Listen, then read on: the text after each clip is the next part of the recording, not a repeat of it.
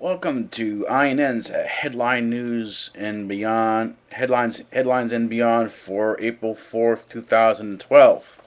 We're going to continue on with the path that we've been taking since yesterday. Our new path of looking at a lot of the science behind the politics, the going deeper into the political understanding, the historical understanding, and the uh, science behind a lot of the events that you see in the headlines.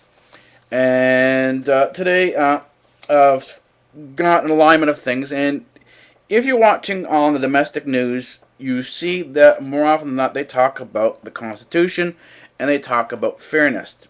Typically, Obama and the Democrats on the left, the social left, they're talking about the need for everyone to be fair, that they're trying to help out the poor person, and that they're there to help out the small guy, the little guy. They're there to help out those who can't help themselves.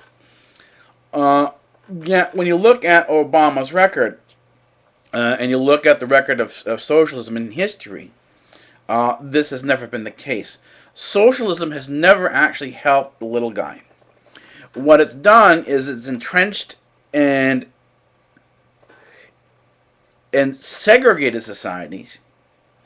It created class warfare. It created class divisions, and it actually, because what it does, it cements the divisions by saying that, well, the small guy needs government help, but because he needs help, until we think he's ready to stand up on his own, we'll never let him go. He'll always have to be under government help.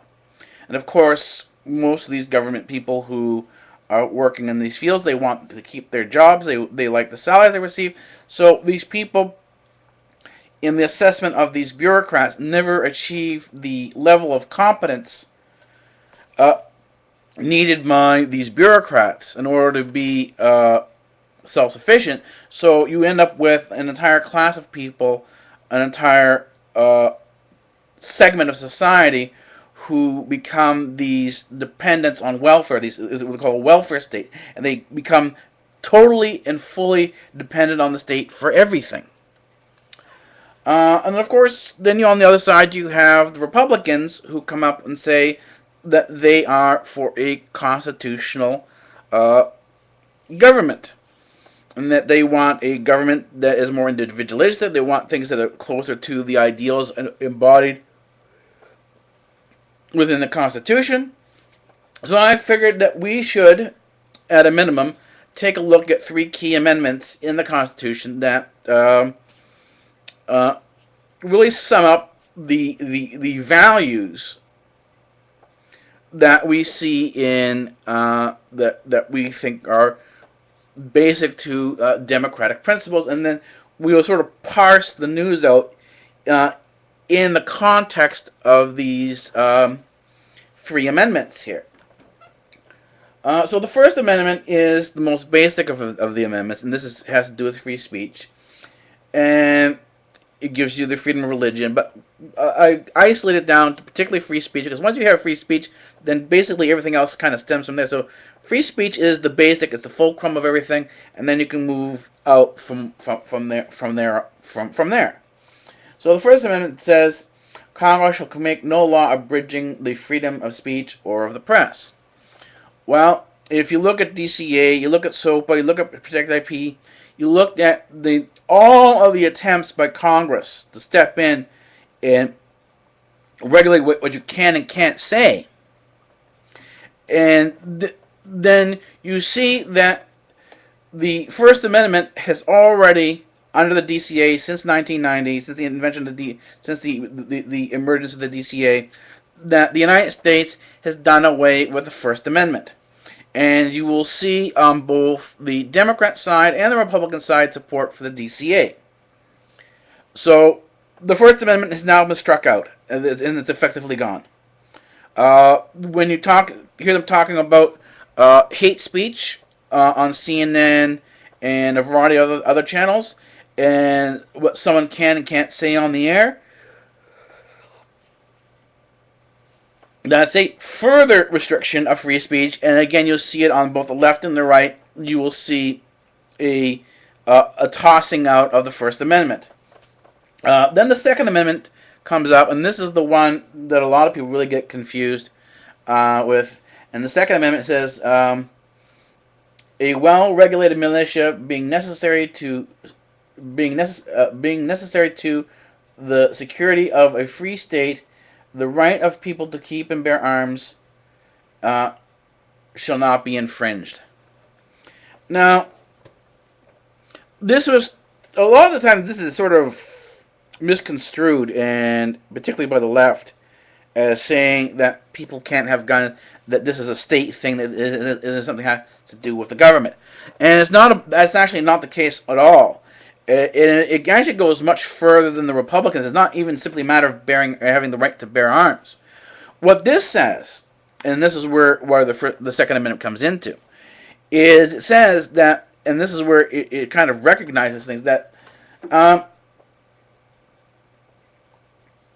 the militia and this right to bear arms is understood as a revolutionary clause.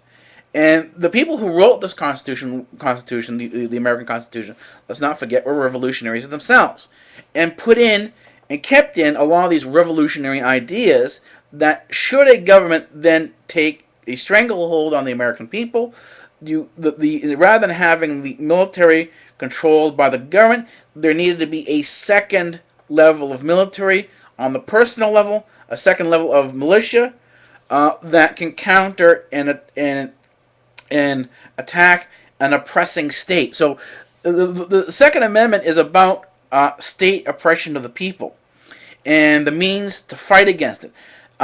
Free speech says, say as much as you want. Once free speech starts to be curtailed and you no longer have free speech, you do now move down to the Second Amendment, and the Second Amendment comes to fallback. If you can't say things, now is when you have to start picking up arms, and this is when the shooting begins. And this is what the Second Amendment says.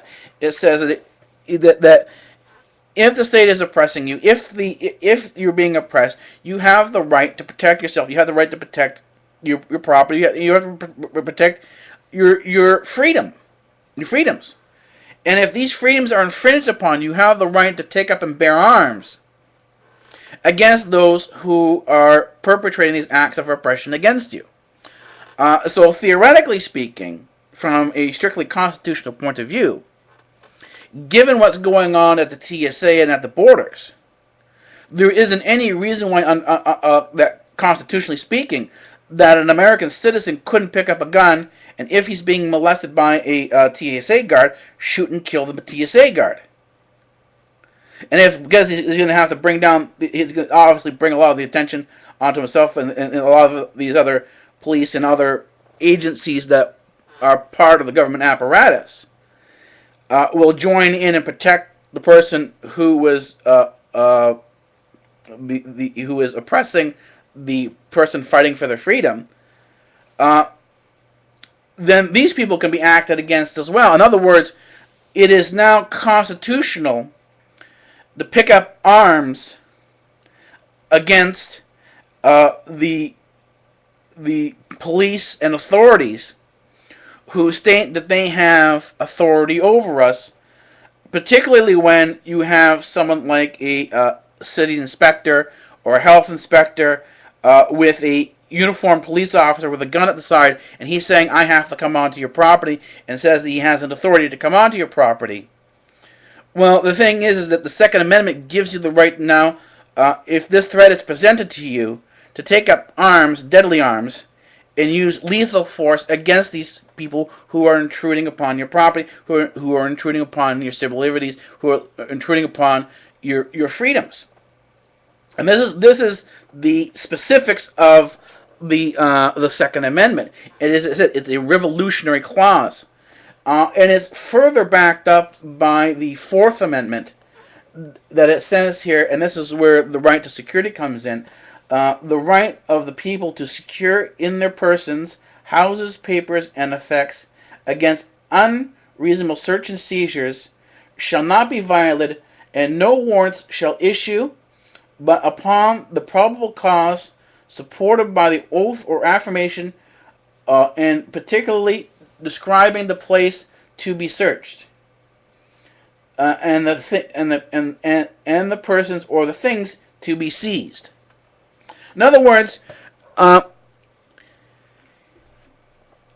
unless there is a probable cause and clearly demonstrated in the courts beyond a reasonable doubt that a place needs to be searched or something needs to be seized, then the authorities really don't have the authority is not given to them. In other words, when the law is written that says a police officer, you must show ID to a police officer or else you'll be arrested for obstruction of justice or obstructing of a police officer.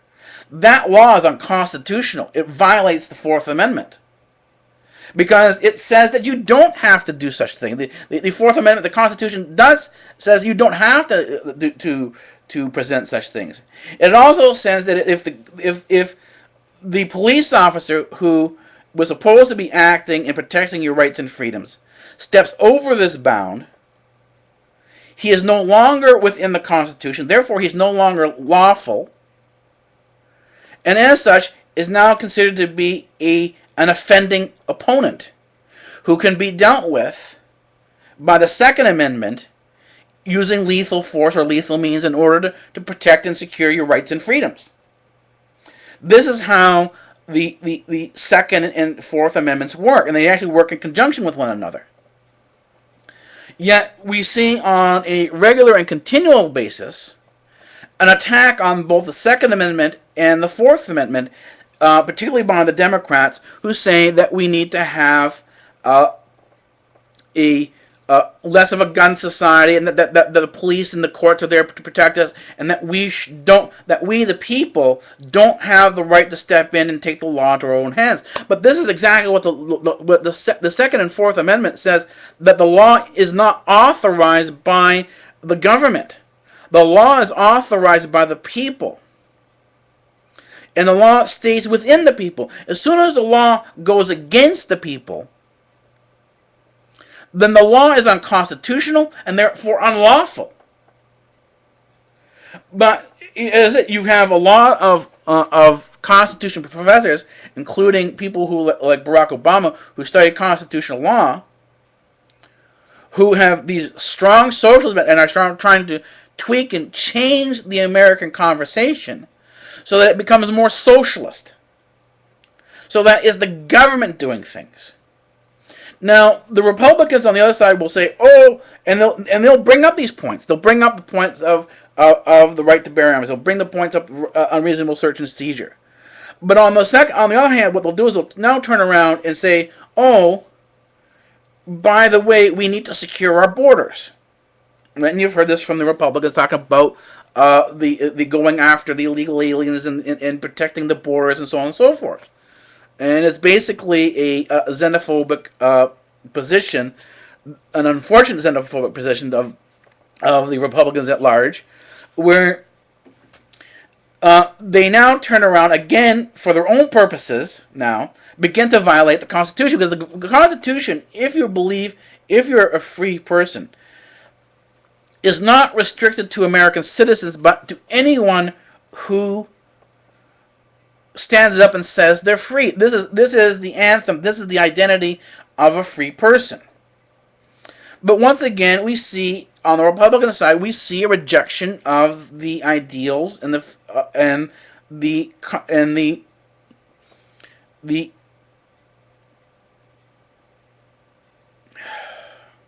unfettered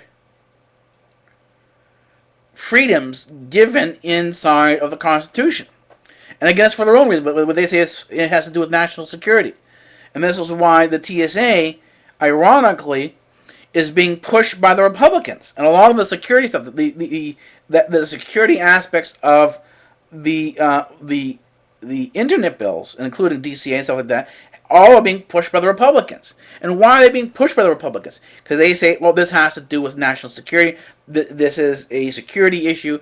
But yet, if you sit down and you read the Constitution, and again we go over the Second and Fourth Amendment, then the security issues don't lie with the state, as the Republicans are asserting, but lie still within the people.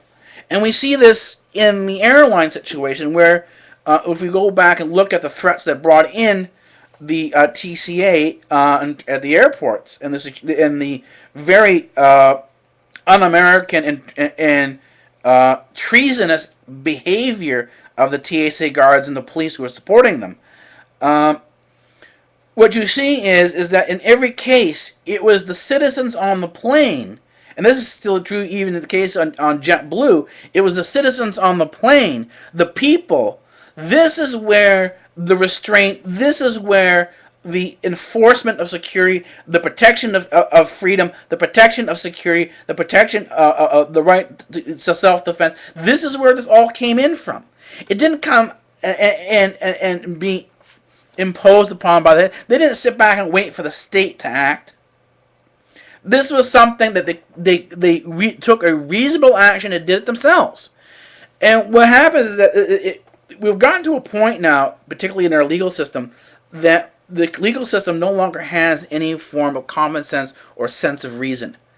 The courts, by definition, if you look, because they no longer have reason and common sense, are now fundamentally, by definition, insane.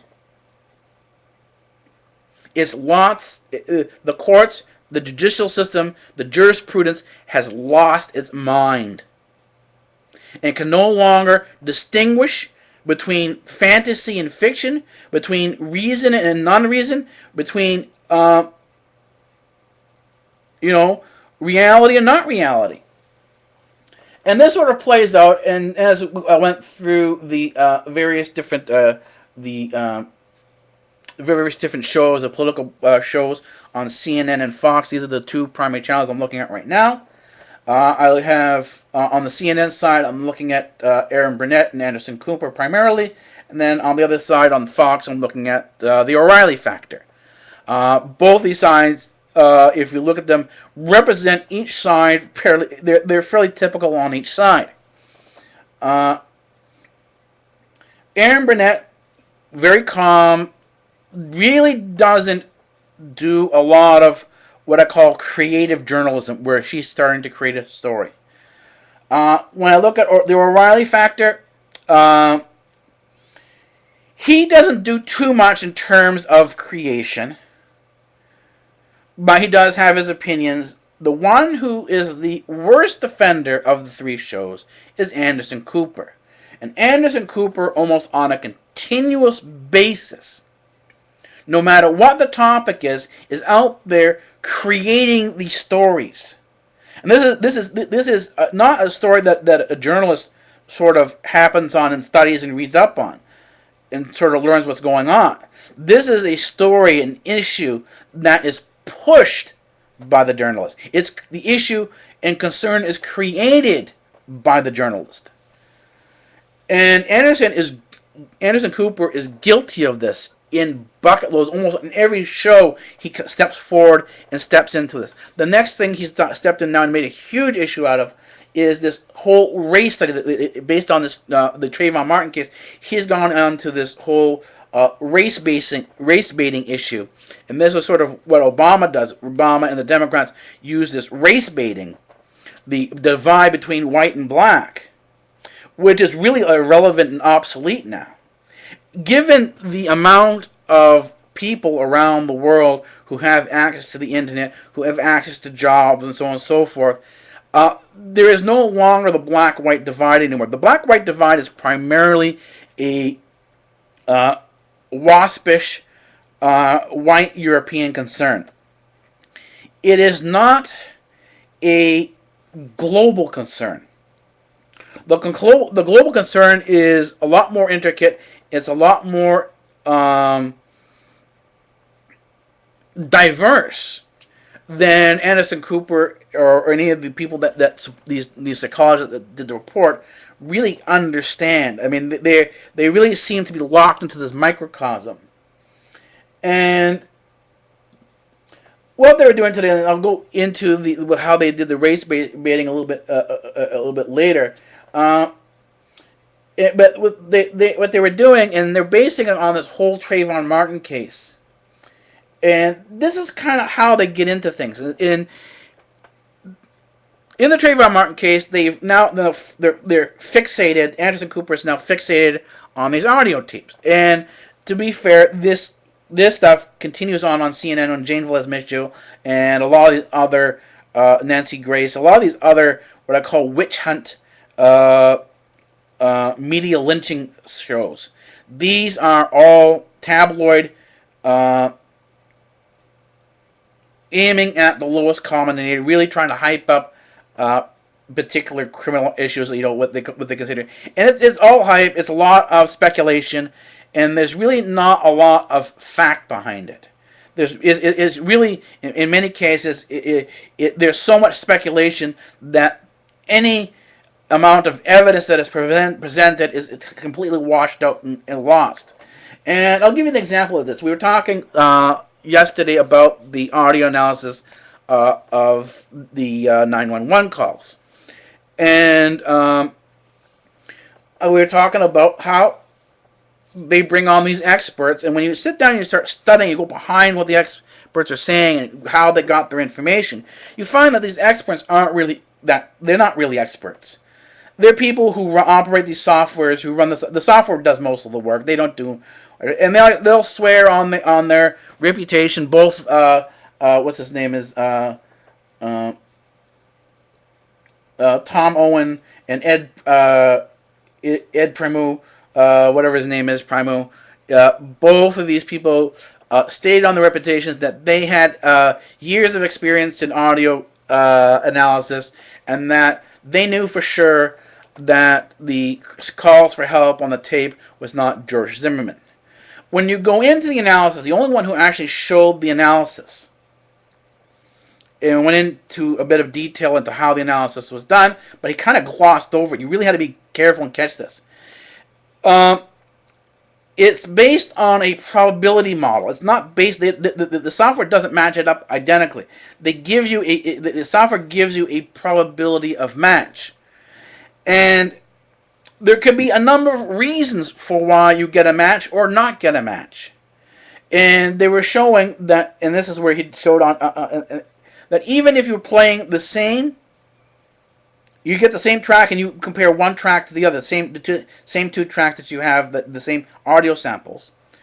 And if you compare the same audio samples together, back to back, that the software will only give you a 99% certainty ratio, leaving a 1% probability for error.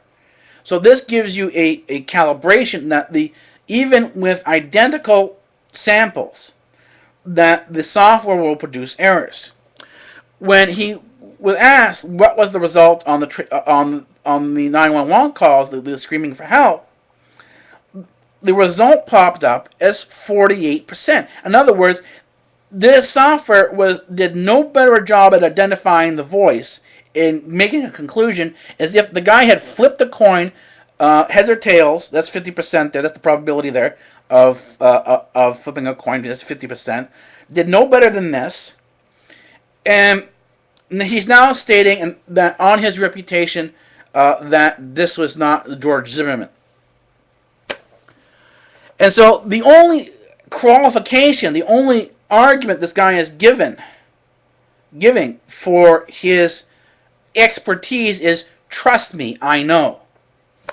And the thing is that if you've seen these experts who've popped up for the Iraq War, if you saw these experts that have popped up for a lot of other things that did not go according to plan, and found out later to be lies, you find that a lot of these experts who are on the air saying that they know what they know and should be trusted simply because of who they are, that you can't do this. This is the wrong way. This is in no way journalism.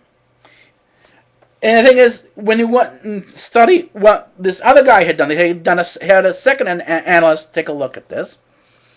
He refused to give his results.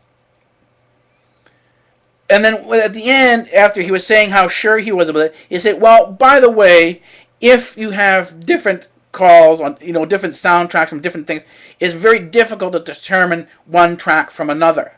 So in other words, the only way he would have been able to certain whose voice it was calling for help was if they had another person, they both George Zimmerman, a sample from George Zimmerman and Trayvon Martin in the alleyway or whatever between the houses, calling for help, and had that same voice sample over the phone to 911.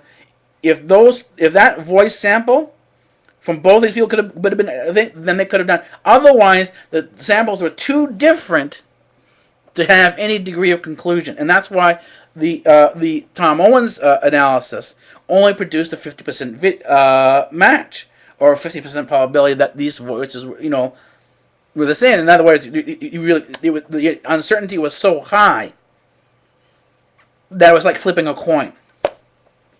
But again, they continued pushing forward with this, and I call this looking for Satan in the audio tracks, because this was done early on in the days when you had record players, when you had everything was played on vinyl. People would be playing these tracks backwards, listening for satanic messages.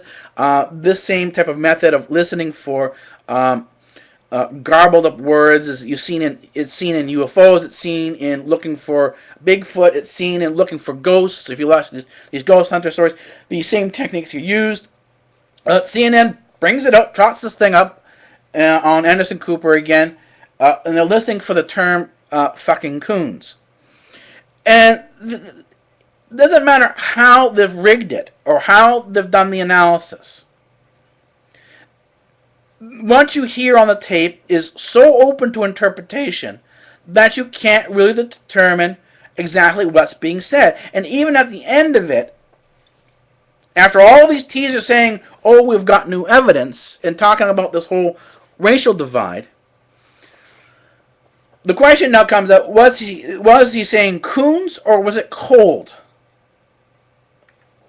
And they can't decide between the two, so it ends up being inconclusive in terms of the end overall results. But again, they don't spend the time saying this. This is sort of something that trails off at the end as, oh, by the way, all the evidence we just showed you and our certainty, it's all not really that certain. We're not really, it's all here or there. And again, what they've done is they've created an issue, they've created an environment around this, again, all based on race. And what we see on this is we see both sides of the political aisle, and this is Obama, and on the Republican side, picking sides on this. And the whole thing that Obama and the political establishment has picked on is the gun control law. It's all about, again, this whole issue over the Second and Fourth Amendment. This is the battle that's going on now. Trayvon Martin is not the issue anymore for the politicians. It's the Second and Fourth Amendment. That's the issue. The Obama socialists want everything done by the government, and the Republicans say, no way, that people have the right to their guns. They, have a right to bear arms, and argue that the Second Amendment states this, even though the Second Amendment actually goes further and stands against the TSA and the actions of the TSA, and allows for the use of deadly force against the TSA and any officer of the law, any officer of the government who is in his duty violating the Constitution, violating a person's constitutional rights, particularly within the Second and Fourth Amendment. In other words, if officer in the commission of his duty is violating the Fourth Amendment, the person who is being violated has the right to use the Second Amendment in order to defend himself. But again, this is sort of, this is kind of glossed over by the political right because, again, they are more security conscious and they don't want people standing up against the law and authority. They are, as in many cases, are as the social democrats are, the social left are. They are as authority oriented as are as are the social democrats. It's just for different reasons. The draconianness, the Orwellian behavior is the same. It's just from different points of view. And we'll talk more about this when we come to the second half of Headlines and Beyond, when we get into foreign affairs. Welcome back to the second half of iNN's Headline News and Beyond. We're now going to finish up a little bit on the domestic side of the affairs, and then move over to foreign affairs. They're kind of related because it does the American political system, and this is of the Obama socialists and the Republicans on the right. Look at this from a very European Anglo-European point of view. In other words, the point of view of the United States is a very white-centered, Euro-centered perspective. Even though you have a black sitting president, his skin may be black, but his attitudes and his thinking patterns, and this is true of anyone who's gone into a Western school. If you gone to a Western style school and studied the philosophers, and you become out on the side of these intellectual philosophies such as socialism, well, then you've adopted the Western mindset, and this was true. This can actually could be kind of seen in the lead up to World War II, where you had a Japanese sort of love affair with Western behavior and thought, and you had many Japanese, including General Yamamoto, as it was shown, who had a real love affair with America, a real love affair with Western thought and ideals. And you have people who are not European identifying with the European mindset, with the European mind. So they will include, when they talk about racism, they will talk about other non-European people as if they themselves are European and not non-European. But European is geographically specific. And there's no mistake that the Caucasians in the Caucasus, which is a real place up near Russia, there's a mountain range there known as the Caucasus, in an area, and anything west of the Caucasus is white. That's Caucasian. These are Caucasians. If you are east and south of the Caucasus, you are not European. And this is what a lot of people need to understand, is that the divide in the world is centered around not just black and white, but around this particular dividing line. White is anything that is west of the Caucasus. That's the whole. Anything in the European sphere, including the United States, that came out of the European sphere. It was British, was heavily influenced by white thinking, by European and white Western thought and Western thinking. Anyone who is east of there and then south has a different mindset. There's a different form of thought. Although Western thought, through its colonialism, has sort of imposed its views and ideals on the world for a long period of time now, that there is a meshing of the two thoughts, so that it's in many cases hard to differentiate or hard to separate the two. But this sort of seems to be lost on CNN. It's not presented in CNN, and it's not presented on the O'Reilly factor when you're talking about when he's talking about freedom. He's talking more specifically about white Americans. His understanding of these issues, and I can sort of see where these white psychologists who were talking about race issues really didn't seem to understand the dynamics of race. And this is particularly about this whole race baiting study that Anderson Cooper has done. And if you are isolated to the United States, and this is if you are an American and not used to cities like Toronto, then your view of the world is really white. It's a Western Eurocentric view. It's only when you step outside, and you can do this in Toronto because there are so many different cultures here, and the immigration is such that there is no assimilation required. And so people, when they come, don't assimilate. And so you can walk into neighborhoods as if you were walking into their neighborhoods back from wherever they came from. This includes the foods. This includes the speaking. There is a distinction here in Toronto between your standard, what we call, there's a Chinese restaurant for the average white consumer, even though it's all run by Chinese. And then there are Asian restaurants that can cater to all Asian people. In other words, you walk in these restaurants and you will not see one white person in there. And on white, I mean European again. You need to understand here that white means European. It's not black and white. It's not color differentiation. It's a culture differentiation.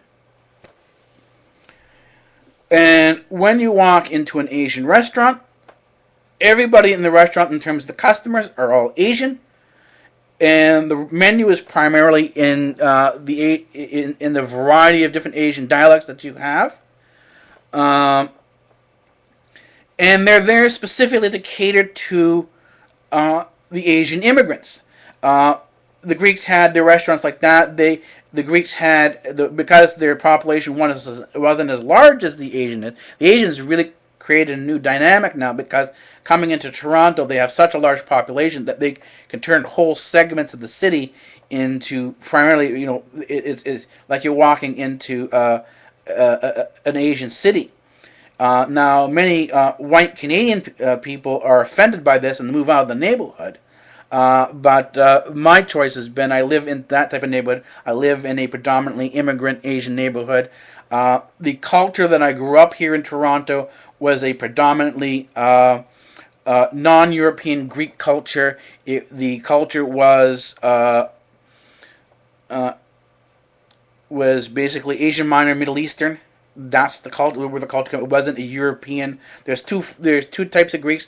There is a European Greek, a Euro Greek, who is primarily European and Western, and then there is a South Eastern and a Southern Greek. And this Greek is more Asian Minor, India. This is where the culture is common to. You can find the culture all the way from India into North Africa. The foods are similar. If you go to Morocco, to Egypt, if you go into even into Somalia, Ethiopia, all those cultures there. If you go all the way up into Lebanon, to Syria, to Iraq, even a little bit into Iran, to Turkey, all those areas there, the culture all the way to India has a commonality to it. And this is the culture that I grew up in. And my background, my ethnic background, is, with my last name being Kara, it is of, when I trace the origins of my people back, we are Greeks from Cappadocia. We are Asian Minor Greeks. We are not European Greeks the way other Greeks are more European. We are more the Asiatic and African Greeks. So, as I said, the boundaries of white and non-white, European and non-European, is not about race. It's not about the color of your skin. It's about culture primarily. There's a divide in culture. And when the psychologists describe how a 6-year-old perceives the difference in these things, and they try to say, well, our questions that we asked and the depiction we showed them were innocuous. They were benign. But the thing is that it doesn't matter how innocuous or benign your questions are. When you're doing surveys, their surveys are notoriously incorrect. All you have to do is look at the exit polling to understand this and during elections, to understand how, and even look at polling itself. Polling itself is so subjective that you really can't draw any firm conclusions from it. But what you did see in there, and this was completely missed by the psychologist, was that there were fears on both black and white side that reflected the divisions that occurred in American society between various different cultures. And the divide in the United States is much sharper than it is here in Toronto. And I can't speak for the rest of Canada because Toronto is a different situation than the rest of Canada. It's not as it's not multicultural. It's heterocultural.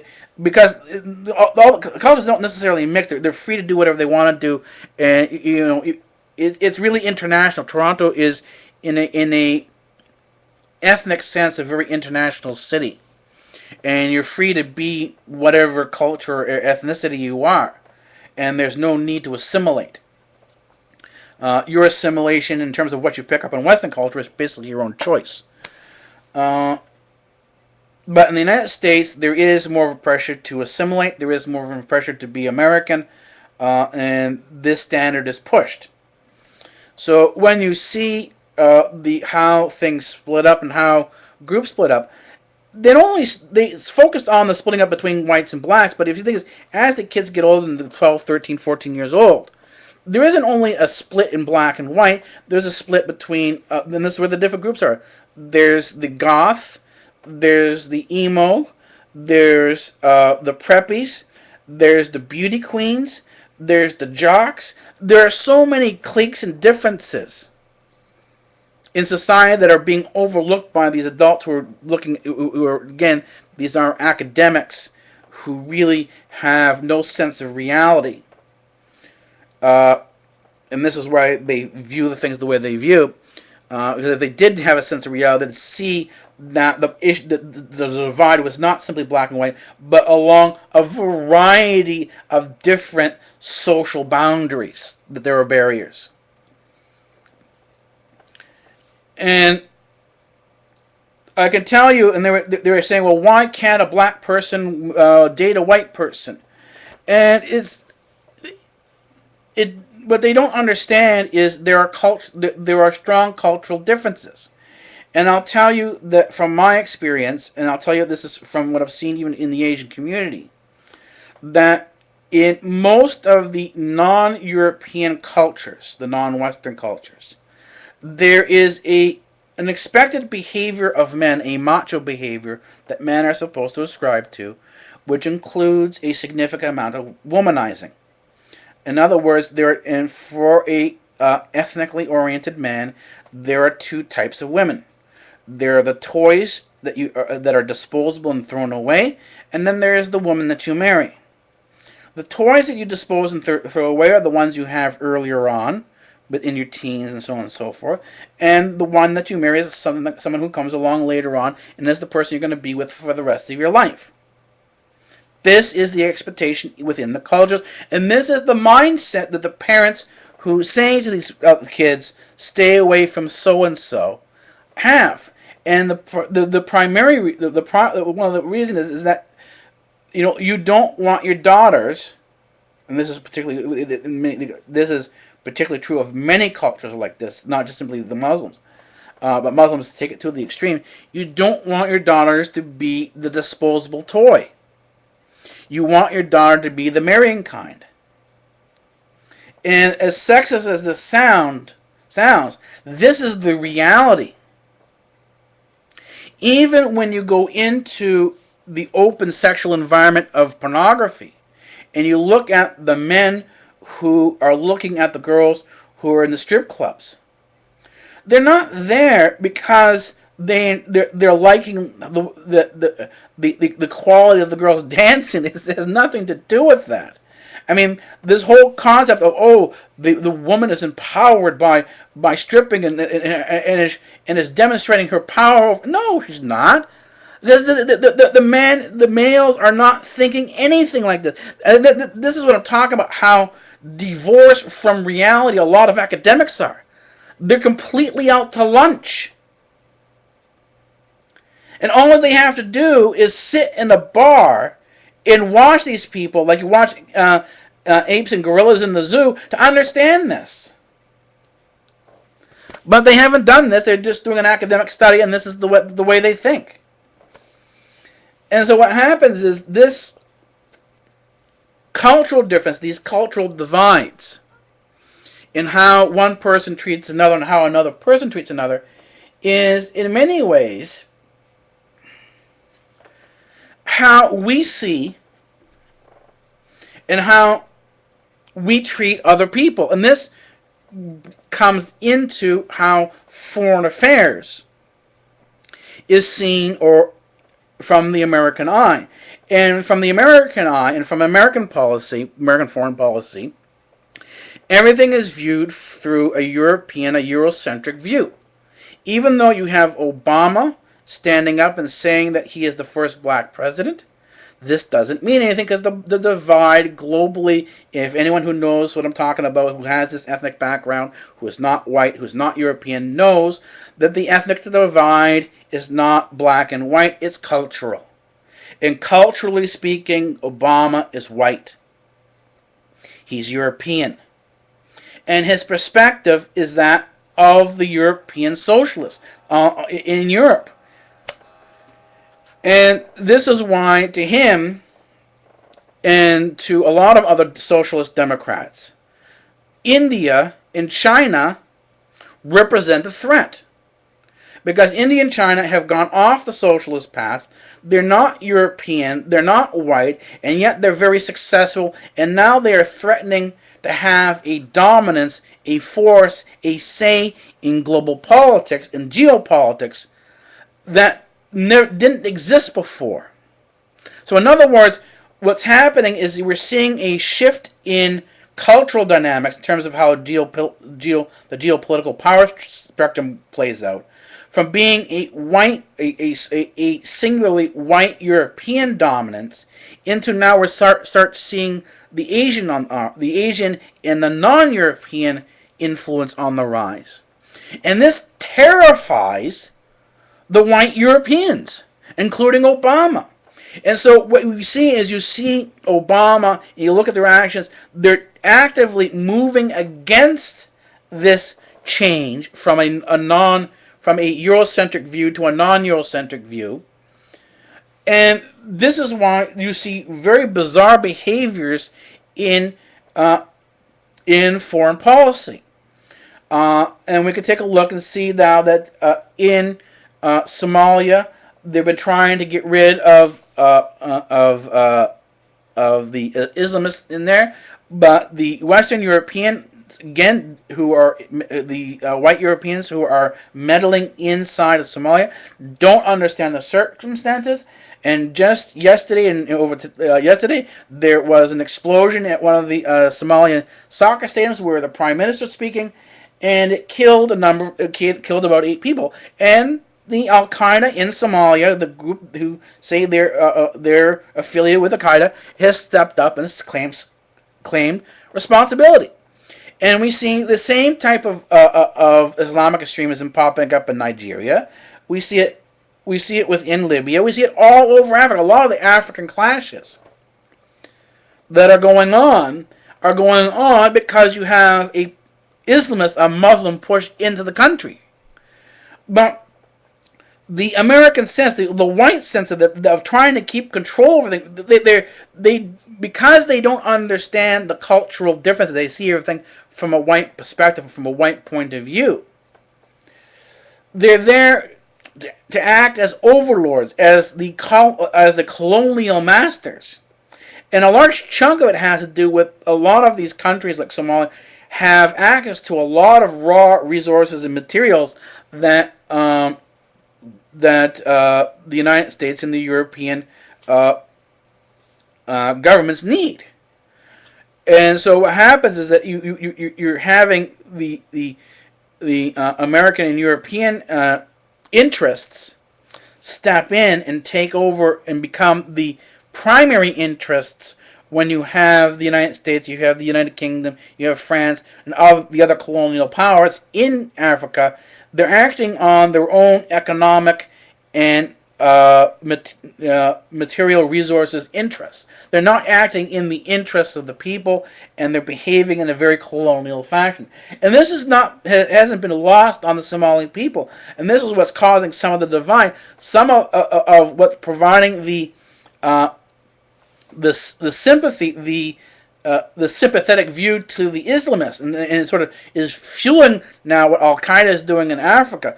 Is they've been able to convince a lot of people that the Europeans have been treating Africans like slaves, and we can see this actually when we go and look at the what's going on in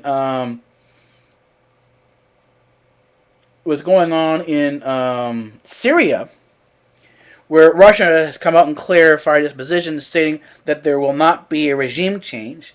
It was sort of standing against, the U.S. and U.K. have been pushing for regime change, along to a lesser degree with France and Israel. They're pushing for regime change. They're pushing for an all-out war in Syria.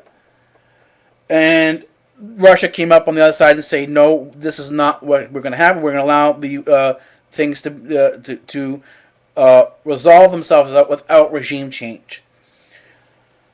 And along comes, in this situation here, as we're reading, if you read through the news, and these are the back pages of the various different newspapers and the various different news sources, what you'll see is that this whole concept of hate crimes and hate speech, and this is the Eurocentric view, the American view of race, that there are certain visible minorities, there are certain minorities who are worth more than other minorities.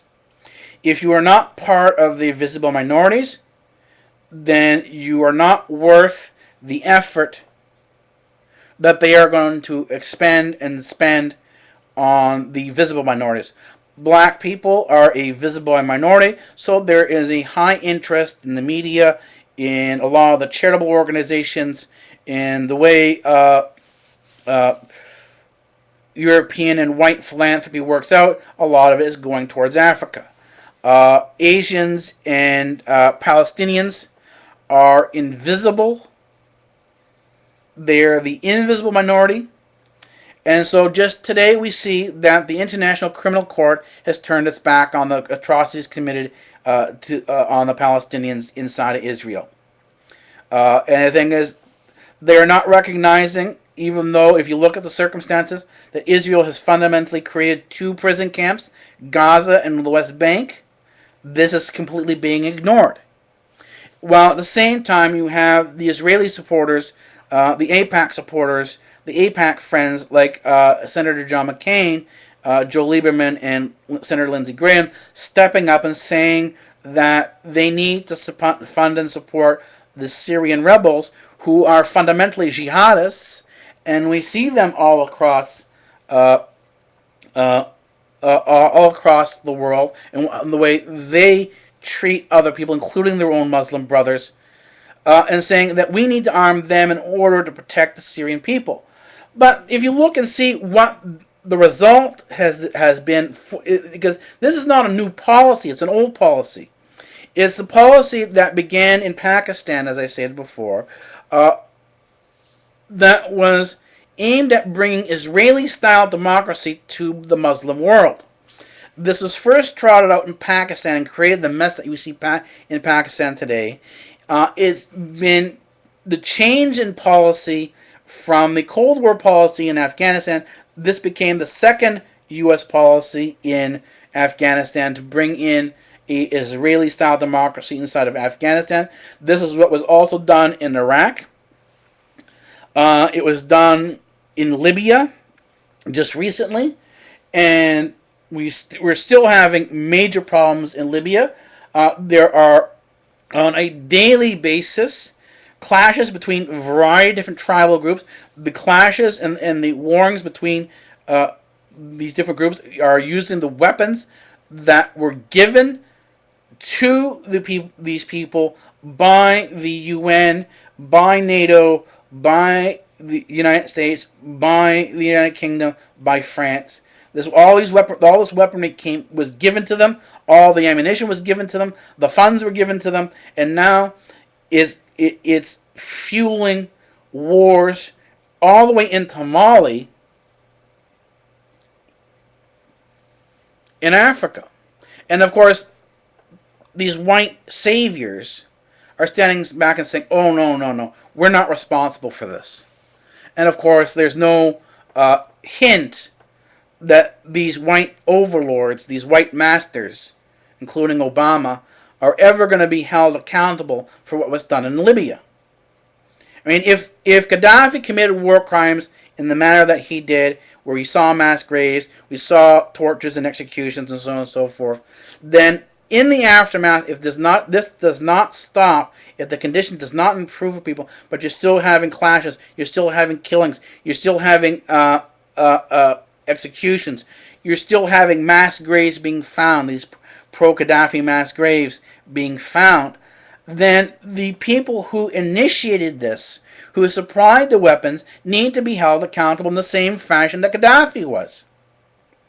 But when we look and see what the ICC does, because again these people are now back on the invisible minority list, there's no concern, and because the Europeans are the masters of the UN, they are the masters of the EU, they are now with Obama as master of the United States,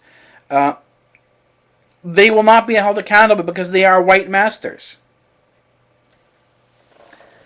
So this is how we see things. This is the result. This is how the results of U.S. foreign policy. This is the result on the world of the U.S. European white view of the world, and these things can be changed. There are positives with the United States. Again, if we move toward, and I'll talk more about this, about moving towards more of an individualist society, that a lot of the concepts of American individualism is actually buried in history. It's buried in a pre-European history, and that it can be resurrected by Eastern thought, by Eastern people, and brought forward as a new democratic model for the earth. Instead of having the UN, you can have, and this is what I've set up, and this is why DE is the way it is a non-European concept of individualism, where we have individual sovereignty. And it supports and is the basis for a lot of what we see in the American Constitution that was never brought into fulfillment. So I'll leave you with this today. I hope you will go into the bar down below. There is a link for Daniel Yergin's The Prize. The 4th episode of 8 is up. I strongly recommend that you look at this episode of this documentary. Go through the whole documentary 1 to 4 if you haven't done so. There is a lot of information. There is a lot of historical background that is pertinent, that is important for the context, to understand the context in which today's events are occurring. So I'll leave you with that, and I will say good night, and I'll see you tomorrow night for iNN's Headlines and Beyond. Take it easy. Free speech rules here at Democratic Earth.